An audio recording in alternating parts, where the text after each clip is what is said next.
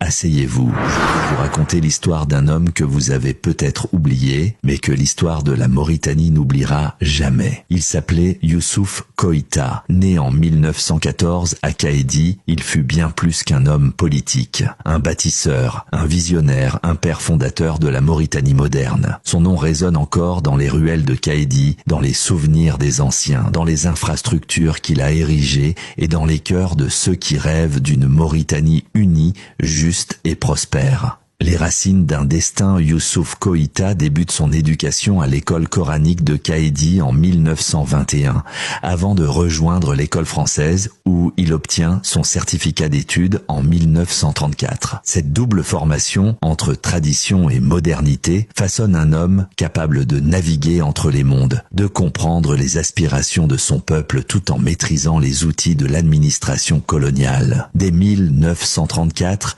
il entre dans l'administration comme commis bénévole des finances à Bogué, puis à Boutilimi. En 1940, il réussit un concours et devient expéditionnaire stagiaire, gravissant les échelons jusqu'à devenir agent spécial à Kifa en 1948. Et son Karoui, diplômé de l'école nord-africaine d'Alger et de l'école universelle de Paris, il revient à Kaédi pour servir sa communauté. Le maire bâtisseur, en 1949, il est nommé maire adjoint de Kaédi, puis maire en 1955. Sous sa direction, la ville se transforme. Construction du premier aéroport, d'un hôpital moderne, d'un collège, d'une centrale électrique, d'un réseau d'eau potable et d'un système d'évacuation des eaux pluviales. Kaédi devient un carrefour incontournable.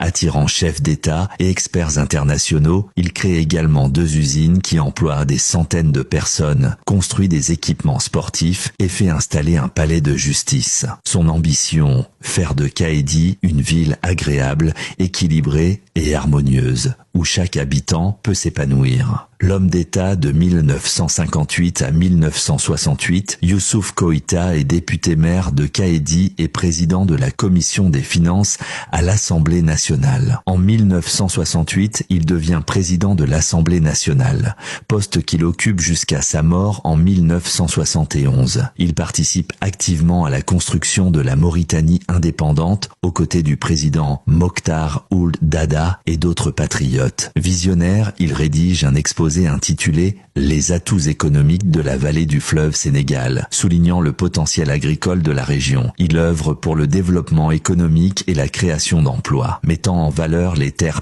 fertiles le long du fleuve Sénégal. Un héritage vivant. Le 22 septembre 1971, Youssouf Koïta décède subitement à Las Palmas en Espagne. Sa mort crée un choc immense dans tout le pays, mais son héritage perdure. En 2016, ses petits-enfants créent la fondation Youssouf Koïta pour perpétuer son œuvre. La fondation mène des actions humanitaires et sociales en Mauritanie, notamment des dons de matériel médical, de kits scolaires et d'aide aux sinistrés. Youssouf Koïta reste un modèle de leadership et de vision pour les jeunes générations. Son nom est gravé dans la mémoire collective et son parcours est une source d'inspiration pour tous ceux qui aspirent à œuvrer pour le bien de leur communauté et de leur pays. Mesdames et messieurs, souvenez-vous de Youssouf Koïta, un homme qui a consacré sa vie à sa ville, à son pays, à son peuple. Un homme qui a su allier tradition et modernité, vision et action, humilité et grandeur. Un homme que l'histoire de la Mauritanie n'oubliera jamais.